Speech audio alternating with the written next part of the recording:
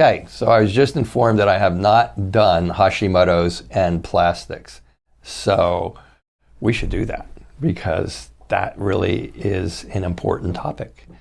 In fact, I just had one lady yesterday that I was interviewing while she was drinking out of a plastic water bottle on Zoom.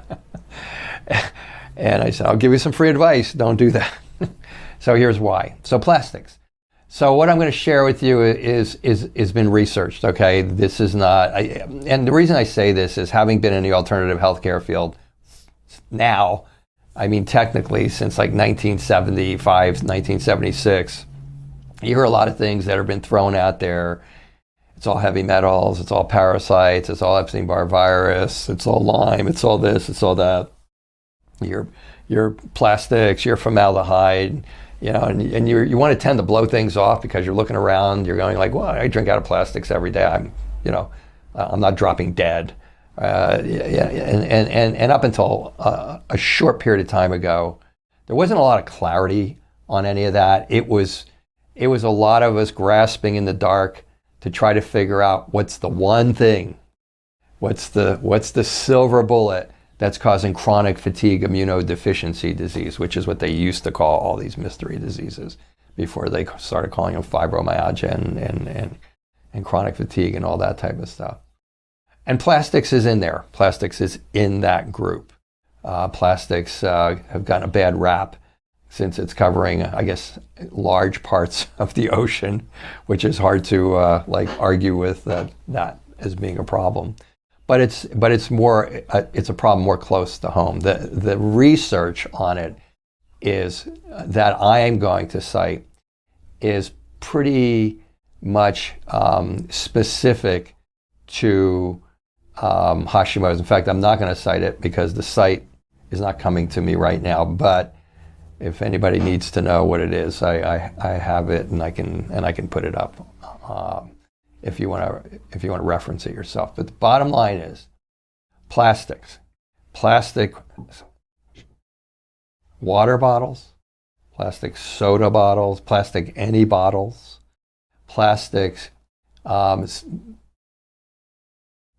like cellophane plastic that you would put on top of a casserole dish, plastic tops that you would put on top of a casserole dish.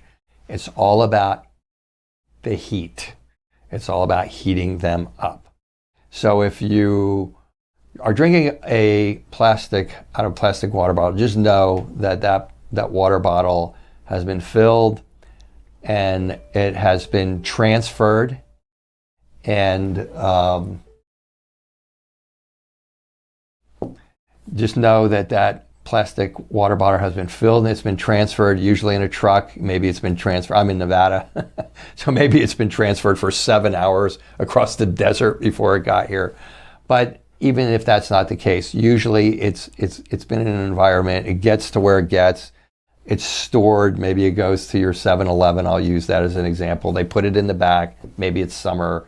You know, it's not in a freezer until it is in a freezer. And you get it, it's nice and cold, or you take it, you put it at home, you put it in your garage, you know, it's 90 degrees in there. The plastic breaks down. Now this is the actual science of it, okay? And so the plastic breaks down into BPA. And BPA is a chemical that then will go into the liquid and then it'll go into your system. If you drink 1 to 2 of these plastic bottles of water a day, you are getting the equivalent of a quarter to a half a credit card of plastic going through your liver every month. And that's enough, okay, for you to not do it. But more so for the Hashimoto's patient, exposure to BPA has been shown to increase thyroid peroxidase antibodies on average 70 to 75%. You drink, they go up, you're sitting there, all of a sudden you get an anxiety attack and you're like going like, what the hell's going on? Nothing is like going on here. I'm relaxing, sitting here, listening to classical music for studying. I should be like going to sleep. No, So that's how it works. So the plastics are one of the 39 triggers that are listed as one of the 39 triggers for Hashimoto's. And this goes for Starbucks, even though you get you get the liquid from the nice young lady or the nice young man there, and you get it and you pay. And by the time you get out to the street, that liquid is so hot, like the infamous McDonald's incident from years ago where it burned that lady and she sued him for $1 million or whatever it was and won. It's so hot that it heats up the top, the plastic top, and that BPA gets down into the liquid. Now, if you do that once a month, it's not a big deal. But even if you do it that one time, it can flare up your immune antibodies against your thyroid. But if you do it every day, we're back to plastics in your system. And so plastics go into way more than that. Well, I'm talking about plastics relative to Hashimoto's at that point in time. So even if you go to Starbucks, you don't want to be heating your casserole leftovers in the microwave with plastic on top of it, whether it's plastic top, whether it's cellophane plastic on top of it. Heating up the plastics, you should stick to drinking out of ceramics, out of glass, obviously, out of metals. I've been to symposiums on this, and my colleagues that are involved with some of this research, they're still even suspect of the BPA stuff. So like you go in and it's late and you don't want to cook. So you go to the store and get one of these chickens out of wherever you get them out of. I don't want to say any specific store because it's, I don't want to put it like it's like their fault.